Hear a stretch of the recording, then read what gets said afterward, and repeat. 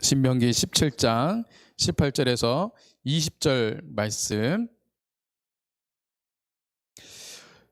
제가 봉독하도록 하겠습니다. 신명기 17장 18절에서 20절입니다. 그가 왕위에 오르거든 이 율법서의 등사본을 레위 사람 제사장 앞에서 책에 기록하여 평생에 자기 옆에 두고 읽어 그의 하나님 여호와 경외하기를 배우며 이 율법의 모든 말과 이 규례를 지켜 행할 것이라. 그리하면 그의 마음이 그의 형제 위에 교만하지 아니하고 이 명령에서 떠나 좌로나 우로나 치우치지 아니하리니 이스라엘 중에서 그와 그의 자손이 왕위에 있는 날이 장구하리라. 아멘. 오늘 말씀의 제목은 하나님의 말씀의 능력입니다. 아멘. 우리 함께 이렇게 고백하겠습니다. 한 성령 안에서 우리는 한 교회입니다. 한 성령 안에서 우리는 한 교회입니다. 아멘. 제가 어제 그 새벽에 모셔다 드렸던 참 그 선교사님은 제가 청년 때부터 알고 지내던 선교사님이었습니다. 그래서 제가 청년 때 도미니카로 단기 선교를 갔을 때 그 교회에 가서 그 아이들을 그렇게 컴퓨터를 가르쳤던 기억과 이렇게 추억이 있습니다. 그때 이제 그 선교사님의 간증을 듣게 되었는데요.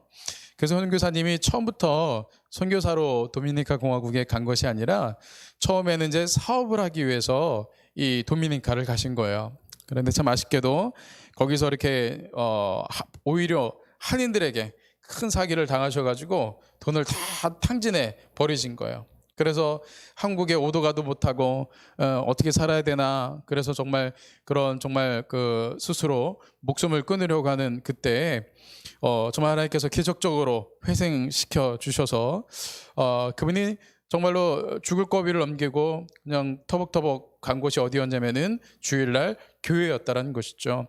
그 교회에 가서 그 말씀을 듣다가 거기서 예수님을 만난 거예요. 그래서 이제 담임 그 목사님을 찾아가서 제가 정말 예수님을 만났는데 평생 내가 잘난 줄 알고 살아왔는데 내가 할 수 있었던 건 했던 건 하나도 없습니다. 이제 제가 어떻게 살아야 되겠습니까? 여쭤봤더니 그 목사님께서 그분에게 그러면 우리가 있는 이곳이 정말 선교지인데 한번 우리가 선교사가 돼보면 어떻겠느냐 해가지고 어떤 특별한 선교사 훈련 받은 것도 아닌데 그냥 그날로 선교사가 되신 거예요. 그래서 이제 그 목사님에게 그러면 제가 어디에 가서 선교 활동을 하면 되겠습니까? 그랬더니 정말로 이 도미니카에서도 가장 낮고 천한 곳, 정말 그 모든 도시의 그 오물과 하수가 다 모이는 저 그 시내 옆에 정말 그 다리 밑 그곳에서 선교 활동을 하면 어떻겠느냐 그렇게 권면을 하는데 그 적은 어떤 곳이냐면 정말로 굉장히 척박한 곳이었습니다. 그냥 정말 가난한 사람들이 갈 데가 없으니까 모여와서 살고 범법자들이 도망갈 데가 없으니까 그곳에 와서 도망자 삶을 살고 경찰도 못 들어가는 정말로 우범지대 중에서도 우범지대였던 그곳에 가서 이분이 선교 활동을 하신 거예요. 정말 목숨을 걸고 하신 것이죠. 그런데 이제 말도 어눌하고 또 이 아시아 계통의 사람인 선교사님을 누가 이제 이렇게 따르겠습니까? 처음에는 그렇게 선교 활동이 안 되더라는 것이죠.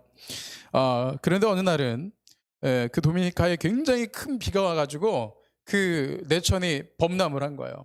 그래서 그 오물들이 가득한 그 물이 범람을 해서 그 마을을 완전히 뒤덮여가지고 사람들이 다 그냥 몸만 빠져나온 거예요.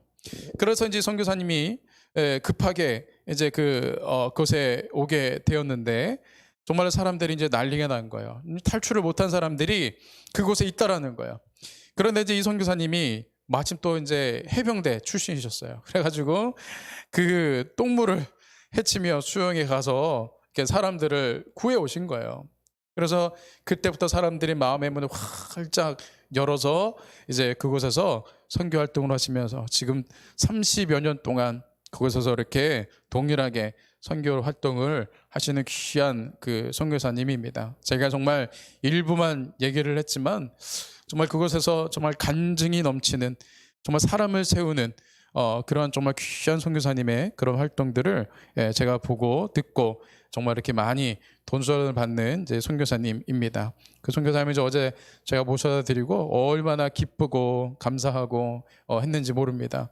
그렇게 이제 만진창이가 된 그 몸을 이끌고 또 다시 그 선교지로 가시는 그 선교사님 두 분의 네 분의 그 뒷모습을 보면서 참 많은 도전을 받게 되었습니다. 나도 결코 뒤처져서는 안 되겠다. 나도 정말 게을러서는 안 되겠다라는 그런 마음을 좀 다시금 다져보게 되었습니다. 오늘은 우리가 신명기 17장에 있는 말씀을 통해서 이 하나님의 말씀의 능력에 대해서 함께 우리가 나눠보도록 하겠습니다. 오늘 17장 18절에서 20절 말씀은 14절부터죠. 그 하나님께서 왕권 제도에 대해서 이제 설명하시는 부분이에요. 모세를 통해서 하나님께서 왕권 제도를 이렇게 해야 된다. 왕들에게 이런 법규를 지키도록 해야 된다라고 말씀해 주신 부분이에요. 그래서 이제 성경을 통틀어서 왕에 대한 규례가 적혀져 있는 본문은 이 본문이 이제 유일합니다. 사실은 이제 우리가 14절 말씀을 좀 한번 보게 되면은요, 14절 말씀에 보면 사실은 하나님께서 그 왕권 제도에 대해서는 그렇게 썩 좋아하시지는 않으셨다라는 것이죠. 하나님께서는 끝까지 사사를 통해서 이스라엘 백성들을 직접 통치하고 이끌어가기를 원하셨는데 이스라엘 백성들이 주변에 있는 나라들의 그 모습을 보고 왕권 제도가 좋아 보여서 왕을 세워달라고 할 때가 분명히 올 것이라는 것을 하나님께서 알고 계셨다는 것입니다. 그리고 우리가 너무나도 잘 알고 있듯이 그래서 처음 왕이었던 사울 왕이 세워진 것이죠.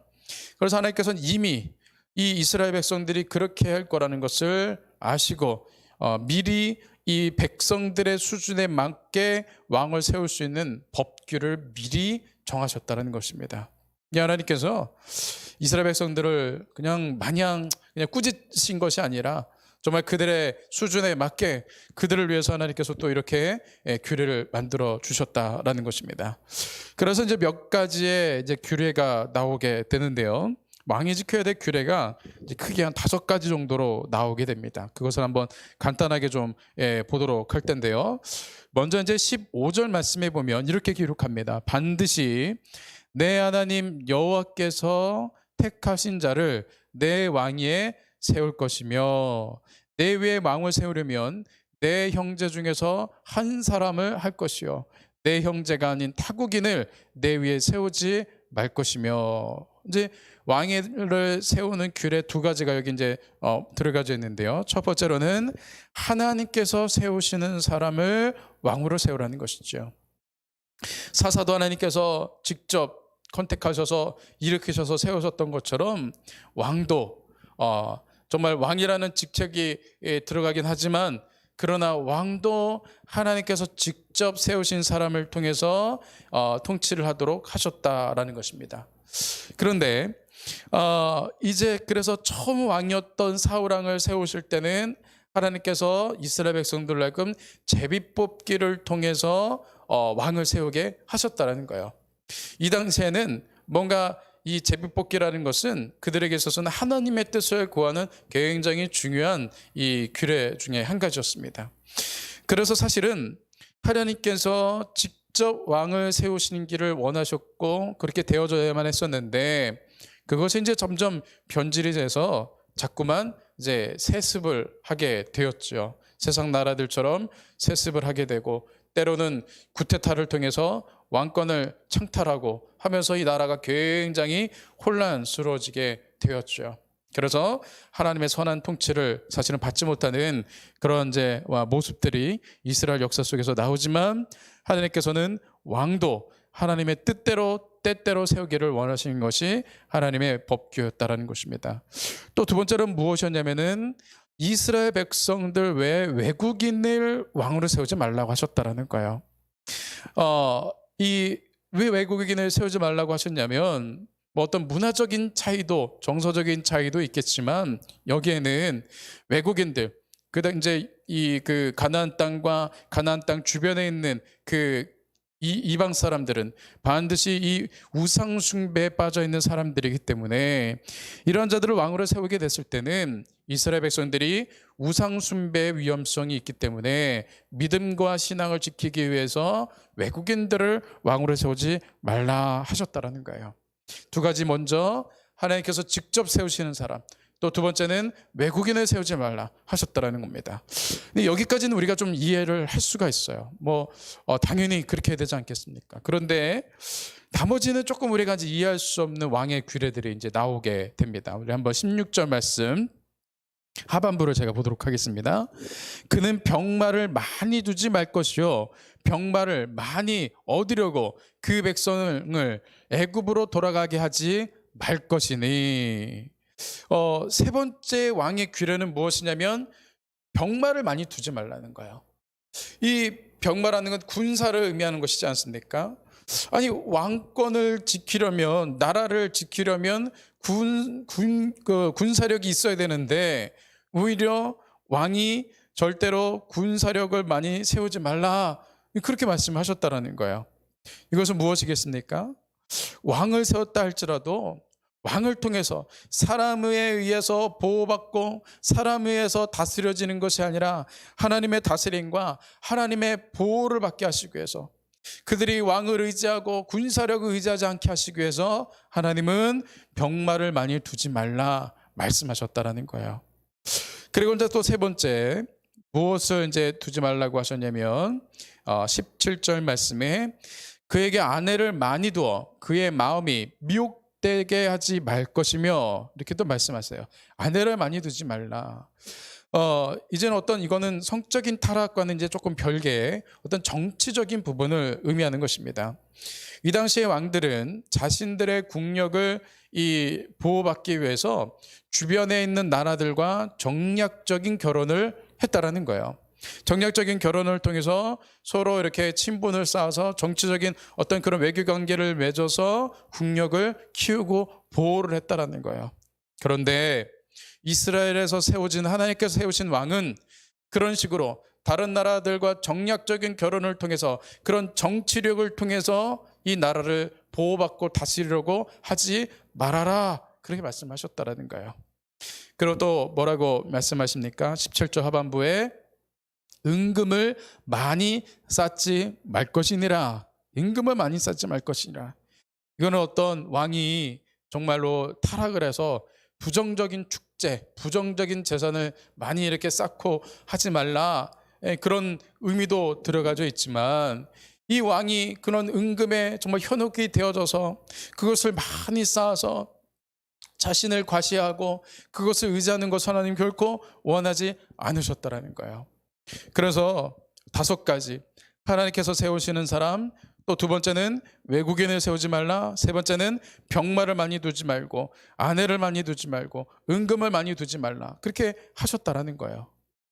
왕에게 있어 가장 중요한 것은 국력인데, 국력을 위한 군사도 두지 말라고 하시고, 정치력을 많이 키우지 말라고도 하시고, 또 재정을 많이 늘리지도 말라고 하시고, 이게 참 우리가 봤을 때는 이해를 할 수가 없죠. 왕인데 왕이 되지 말라고 하시는 것 같아요, 마치. 하나님께서 세우신 왕에게는 너는 왕이 하지만 왕이 되지 마, 그렇게 말씀을 하시는 것 같아요. 아니, 왕이 군사력도 없고 정치력도 없고 그렇다고 어떤 넉넉한 재정이 없으면 무엇으로 도대체 나라를 다스린단 말입니까? 무엇으로 이 왕이 이스라엘을 다스린단 말입니까? 하나님께서는 뭐라고, 무엇으로 나라를 다스리라고 하셨는가? 오늘 이제 본문의 말씀입니다. 다시 한번 제가 읽어보도록 하겠습니다. 그가 왕에 오르거든 이 율법서의 등사본을 레위 사람 제사장 앞에서 책에 기록하여 이렇게 말씀을 하세요. 곧 하나님께서는 무엇으로 나라를 다스리라고 하셨어요? 하나님의 말씀으로 나라를 다스리라 말씀을 하셨다라는 거예요. 하나님의 말씀으로 이스라엘을 다스리라. 특별히 이제 28절 말씀에 보면은 이 율법서의 등사본을 이렇게 얘기했어요. 등사본. 이제 등사본은 뭐냐면은 이제 복사본을 의미합니다. 그래서 이스라엘의 왕이 되면은 이 율법서를 이 복사를 하라는 거예요. 등사본을 만들으라는 거예요. 뭐 그때는 복사기가 없었겠지만 이제 이렇게 필사하는 사람을 통해서 제사장이 가지고 있는 그 율법서를 복사를 해서 그것을 항상 가지고 다니라는 거예요. 그것을 항상 가지고 다니면서 그것을 읽으라는 것입니다. 이 히브리어에서 등사본이라는 이 히브리어의 원어는 또 어떠한 뜻이 들어가져 있냐면은 반복하다라는 그런 뜻이 들어가 있어요. 그러니 왕은 제사장은 비록 제사장은 아니지만 말씀을 가르치는 말씀교사는 아니지만 하나님의 말씀을 복사해서 그것을 반복적으로 읽으며 그것을 가지고 다니라라고 말씀하셨다라는 거예요. 그래서 이제 전승에 의하면 이 왕들이 이 율법서를 들고 다니면서 읽기도 했지만 번거로울 때는 이 율법서의 모양을 본뜬 이 목걸이를 달고 다니기도 했다라는 것이죠. 물론 이 말씀을 읽어야 은혜가 되고 능력이 되지만 그렇지 못할 때는 이 말씀을 본뜬 목걸이라도 메고 다니면서 상징적으로라도 내가 하나님의 말씀에 대한 경외감이 있습니다. 경외심이 있습니다. 내가 하나님의 말씀을 존중합니다. 라는 믿음의 고백으로 이 말씀을 본뜬 목걸이라도 메고 다녔다라고 이렇게 이제 전승에 이제 나오기도 합니다. 그래서 이스라엘의 왕으로 세워진 왕들은 군사력으로도 정치력으로도 물질로도 이 나라를 다스리는 것이 아니라 하나님의 말씀으로 나라를 다스리려고 했다라는 거예요. 그런데 어떻습니까? 말씀으로 나라를 다스리라. 우리가 좀 신앙적으로 이렇게 고백이 되어지고 신앙적으로는 아멘 그렇게 되어야만 합니다. 그렇게 말은 할 수 있지만 사실은 우리도 말씀으로 나라를 다스리라. 도대체 말씀으로 나라를 어떻게 다스린단 말인가?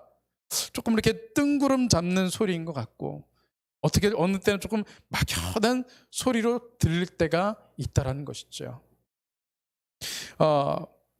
말씀으로 나라를 다스리라. 우리도 믿음이 있고 하나님의 말씀에 대한 믿음도 있지만 하나님의 말씀만으로 세상을 다스리라는 이 말씀 앞에서는 우리가 사실은 퀘스천이 많이 들 때가 있죠. 도대체 어떻게 나라를 말씀으로만 다스릴 수 있는가? 이거는 그냥 좀 뜬구름 잡는 이야기다. 너무나 막연하다라고 우리가 생각이 들 수가 있다라는 거예요. 그러나 저는 좀 그렇게 생각이 드는 겁니다. 우리가 이 하나님의 말씀에 대한 진가를 모르기 때문에 막연하게 들리는 것이죠. 정말 이 하나님의 말씀의 능력을 우리가 체험하지 못했기 때문에 우리가 좀 뜬구름 잡는 걸로 우리가 생각이 되어진다는 것이죠. 우리가 지난 이틀 다니엘 기도회를 통해서 이 김상숙 권사님 또 어제는 그 주민호 성교사님 특별히 그 김상숙 그 권사님의 그 간증 말씀으로 인도함을 받는 그의 삶을 들으면서 저는 개인적으로 너무나도 큰 이 도전을 받았어요. 야, 정말 그 말씀대로 살았더니 말씀대로 이루어가시는 하나님의 역사. 그분이 어떻게 고백을 합니까? 자신은 천사들의 행진을 본다. 그래서 자신이 한 것이 아니라 하나님께서 하시는 것에 대해서 놀라는 그런 사역을 한다라는 거예요. 자신이 뭔가 그냥 아둥바둥 뭔가를 하려고 하는 것이 아니라 나는 말씀대로 행하고 말씀대로 기도하고 말씀대로 선포했더니 하나님께서 말씀대로 이루시는 것을 나는 그것을 보고 놀라고 감사하고 하는 그런 사역을 한다. 너무나도 귀한 간증이죠.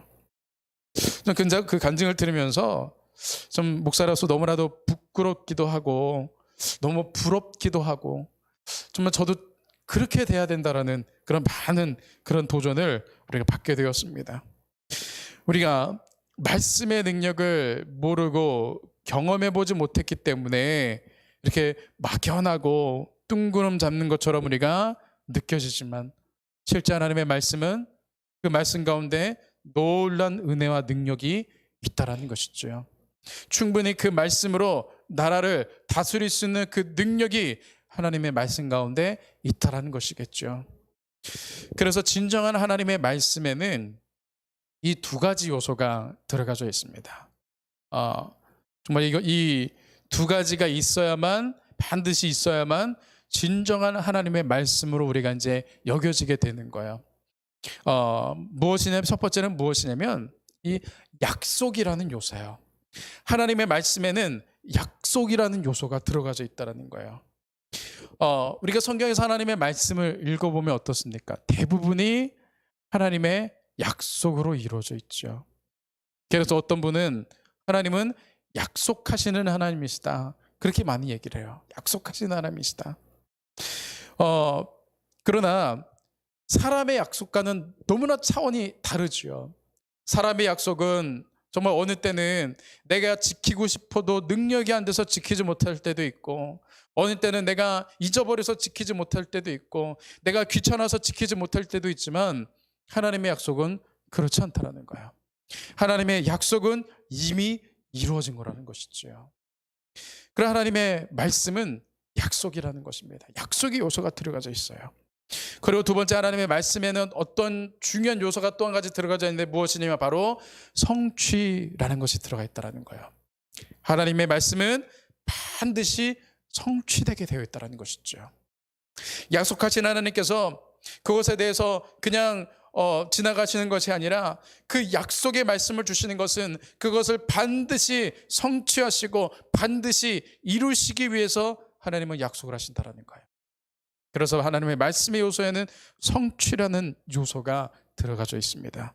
전지전능하신 하나님께서 반드시 약속의 말씀을 지키시는 것입니다. 그래서 야고보서 1장 17절 말씀에 보면 이렇게 얘기합니다. 온갖 좋은 은사와 온전한 선물이 다 위로부터 빛들의 아버지께로부터 내려오나니 그는 변함도 없으시고 회전하는 그림자도 없으시니라. 얼마나 정말 놀라운 말씀입니까? 온갖 좋은 것들이, 온갖 좋은 하나님의 선물들이 우리에게 하나님께서 내려주신다라는 거예요. 그것을 우리에게 주시겠다라고 약속하셨다라는 거예요. 그런데 그 약속하신 그 하나님의 마음은 결코 변함이 없으시다라는 거예요. 그 말씀에 변함이 없으신, 약속에 대한 그 마음에 변함이 없으신 것을 뭐라고 표현합니까? 회전하는 그림자가 없으시다.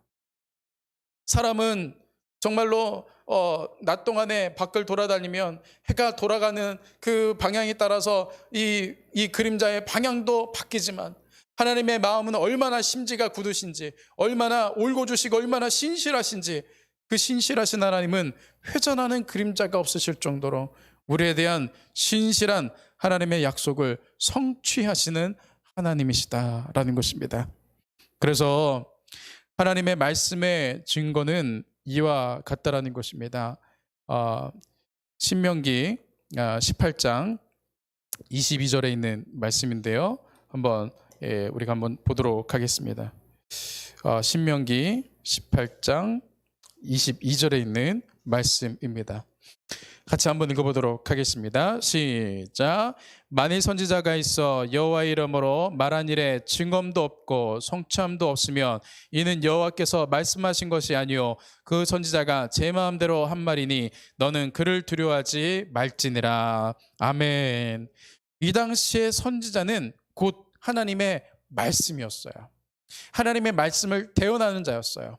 그런데 그 선지자가 선포하는 그 말씀이 진짜 하나님의 말씀인지 아닌지, 그 약속의 말씀이 진짜인지 아닌지 그 증거는 무엇이냐면 그것이 정말로 이루어지는지, 성취가 되는지 안 되는지 거기에 달려 있었다라는 거예요. 하나님의 진심 어린 하나님의 말씀은, 진정한 하나님의 말씀은 반드시 성취라는 요소가 들어가져 있다는 것입니다. 그래서 이 성경에 기록된 하나님의 말씀, 이 수많은 약속의 말씀들은 결코 뜬구름 잡는 얘기가 아니라는 것이죠. 결코 막연한 이야기가 아니라는 것이죠. 하나님께서 이 성경에 있는 말씀을 통해서 우리에게 약속하신 이유는 그것을 성취하시기 위해서 우리에게 이 말씀을 주셨다라는 것입니다. 그리고 이 하나님의 말씀에는 무엇이 있는가? 하나님의 말씀에는 능력이 있습니다. 그래서 이 하나님의 말씀에는 이 놀라운 그 생명력이 그 안에 들어가져 있는 거예요. 제가 그 시골에 어릴 때 시골에서 살 때 거기에 이제 초등학교 때였어요. 초등학교 때 이제 공장이 이제 들어서기 전이었어요. 그냥 뭐 동네 사람들은 논밭을 일구면서 농사 지으면서 뭐 그때는 뭐 농약도 잘 안 치고 뭐 그냥 그렇게 완전 깡촌이 아니었음에도 불구하고 그 당시만 해도 저희 동네 그 내천에는 정말 이 자라가 살 정도로 굉장히 맑고 깨끗한 그런 내천이었어요. 그래서 이제 뭐 여름이 되면은 그냥 아이들이 뭐 저도 그렇고 그냥 동네 사람들이 하나같이 그 내천에 가서 그냥 멱을 감고 수영도 하고 물장구도 치고 막 노는 거예요. 그런데 이제 그 내천이 쭉 이렇게 상류에서 하루로 내려가지 않습니까? 그러면 좀 이렇게 급격히 이렇게 낙차하는 부분이 있어요. 이렇게 높지는 않지만 급격히 이렇게 낙차하는 그 부분이 있는데 어느 날은 물고기를 잡다가 그렇게 급격히 낙차하는 그 부분, 좀 물살이 세지 않습니까? 그래서 이제 초등학생이었던 저도 이제 좀 이렇게 거기는 이제 물살이 세기 때문에 이렇게 함부로 이렇게 가지를 못해요. 그런데 이제 어느 날은 물고기를 잡다가 그 낙차하는 그 부분을 보는데 굉장히 신비로운 것을 봤어요. 무엇을 봤냐면 굉장히 그 문어발을 이렇게 막 타닥타닥 붙어 놓은 것처럼 뭐 이렇게 새끼손가락만한 것들이 막 타닥타닥 붙어가지고 그 상류에 막 이렇게 올라가고 있는 거예요. 그래서 처음에는 야 신기하다 저게 뭐지 하고서는 유심히 이제 관찰을 하고 있는 거예요. 막 그렇게 따닥따닥 붙여서 올라가는 거예요. 그래서 거기를 손으로 이렇게 조심스럽게 이렇게 딱 떴더니만 굉장히 조만한 송사리들이 잡히는 거예요. 그 수많은 송사리들이 때를 지어서 그 초등학생도 제대로 서 있을 수 없는 그 상류를 막 거슬려 올라가는 거예요. 그 굉장히 그 신비하고 신기롭고 했던 그런 경험이었습니다. 그렇게 작은 송사리가 그 정말 그 상류를 거슬러 올라갈 수 있는 그 이유는 무엇이겠습니까? 아무리 작은 그 송사리였지만 그 안에 생명력이 있었기 때문이라는 거예요. 그런데 우리가 가끔 그 인터넷이나 뉴스에 보면 이유는 알 수 없지만 그 해변가에 정말 큰 집채만한 그 막 고래들이 막 떠밀려와서 죽는 그런 보도나 사진들을 보신 적이 있으시죠? 정말로 그렇게 집채만한 고래가 막 그냥 파도에 출렁이면서 그렇게 해변가에 와서 그냥 쓰러져 있는 거예요. 아무리 큰 집채만한 고래를 할지라도 그것에 생명력을 잃어버리니까 작은 파도에도 쓸려 다니더라는 것이죠. 아무리 그럴듯한 사람들의 100마디의 말보다 정말로 학자의 수많은 말보다 정말로 말 잘하는 사람들의 100마디의 말보다 정말 한 구절의 성경의 그 한 구절의 그 말씀이 우리를 변화시켜요. 정말 그 한 구절의 그 하나님의 말씀이 우리에게 위로가 돼요. 왜 그렇습니까? 그 말씀에는 하나님의 말씀에는 생명력이 있기 때문이라는 것이죠. 그래서 히브리서 4장 12절 말씀에 보면 이런 말씀이 있습니다. 히브리서 4장 12절 말씀 같이 한번 읽어보도록 하겠습니다. 시작. 하나님의 말씀은 살아있고 활력이 있어 좌우의 날선 어떤 것보다 예리하여 혼과 영과 및 관절과 골수를 찔러 쪼개기까지 하며 또 마음의 생각과 뜻을 판단하나니. 아멘. 하나님의 말씀은 살았고 활력이 있어. 옛날 말씀에는 조금 더 리얼하게 나오죠. 살았고 운동력이 있어. 하나님의 말씀엔 생명력이 있어서 정말 우리의 삶을 변화시키고 그 말씀에 놀라운 능력이 있다라는 것입니다. 하나님의 말씀엔 이런 생명력이 있는 것입니다. 그래서 우리가 흔히 말씀에 보면 말씀에 대해서 로고스의 말씀이다, 레마의 말씀이다 그런 표현을 해요. 로고스의 말씀은 무엇입니까? 기록된 말씀이죠. 또 레마는 선포된 말씀이죠. 단순히 기록된 말씀이 아니라 나의 심령에 선포된 레마의 말씀이 우리를 변화시킨다. 그런 선교를 예전에 좀 많이 했던 것 같아요. 그래서 이 성경에 단순히 기록된 하나님의 말씀이 아니라 이 말씀이 우리의 심령 가운데 울려져야 됩니다. 정말 선포되어져야 됩니다. 정말로 그래서 이 기록된 하나님의 말씀이 우리의 삶 가운데 레마가 될 수 있기를 되어야만 합니다. 하면서 어떻게 하면 이 말씀이 우리에게 레마의 말씀으로 선포되어지는 말씀으로 우리에게 다가올 수 있을지에 대한 그런 말씀을 설교를 좀 많이 했던 것 같아요.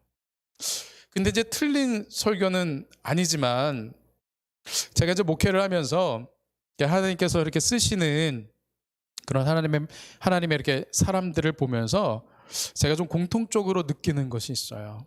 무엇이냐면 정말 하나님께서 쓰시는 사람, 정말 하나님께 쓰임 받기를 정말 간구하며 그렇게 정말 주님에 대한 열심이 있는 사람들의 그런 모습들을 보면 그분들은 하나님의 말씀에 대해서 굳이 레마의 말씀이다, 로고스의 말씀이다, 기록된 말씀이다, 선포된 말씀이다, 별로 그렇게 구분짓지를 않아요. 막 그냥 애써서 내가 이 하나님의 말씀이 나에게 레마의 말씀이 되기 위한 어떤 특별한 비법이나 어떤 구절을 가지고 그렇게 접근을 하지 않는 것이에요. 무엇이냐면 그저 성경에 있는 모든 말씀은 하나님께서 나에게 주시는 말씀이다 라는 믿는 마음으로 겸손히 하나님의 말씀을 묵상하는 거예요. 그리고 이 말씀대로 살려고 정말로 발버둥 치며 하나님 앞에 정말 살아가며 말씀에 이끌림 받는 삶을 살아가는 거예요. 이 성경에는 기록된 말씀들은 어떤 특별히 뭔가 능력이 있고 특별히 뭔가 선포되어지고 하는 그런 구절이나 말씀이 있는 것이 아니죠. 이 성경에 나오는 모든 말씀은 하나님께서 우리에게 선포하신 하나님의 약속의 말씀인 것입니다. 우리가 하나님의 말씀 앞에 서고 정말 하나님의 말씀 가운데 우리가 살아가기를 간구하며 하나님의 말씀 가운데 우리가 순종하며 하나님의 말씀에 이끌림 받기를 사모하며 그렇게 우리의 삶을 살아갈 때 반드시 하나님은 우리의 삶 가운데 말씀대로 행하시는 놀라운 은혜가 우리 가운데 있어지게 될 줄로 믿습니다. 왜 하나님께서 왕에게 군사력도 아니고 정치력도 아니고 은금이 그런 것이 아닌 말씀으로 다스리라고 하셨겠습니까? 군사력도 정치력도 은금이 필요한 것을 주님은 알고 계심에도 불구하고 말씀으로 다스리라고 하신 것은 그 말씀으로 다스릴 수 있기 때문이라는 것이죠. 어떠한 군사력보다 어떠한 정치력보다 어떠한 은금보다 실제하고 능력 있는 하나님의 말씀이기 때문에 하나님의 말씀으로 나라를 다스리라 말씀하셨다는 것입니다. 오늘 본문이 그러하고 또 최근 이틀간 그 다니엘 기도회를 통해서 하나님께서 우리에게 주시는 도전적인 메시지는 무엇이겠습니까? 우리가 말씀대로 살아야 된다는 것이죠. 하나님께서 주시는 이 말씀 앞에 우리가 매일 서며 말씀대로 행하실 수 있는, 그래서 말씀대로 되어지는 삶을 살아가실 수 있는 귀한 우리 성도님들의 삶이 될 수 있기를 소망합니다. 이 시간에 우리 찬양하고 우리 기도하도록 하겠습니다.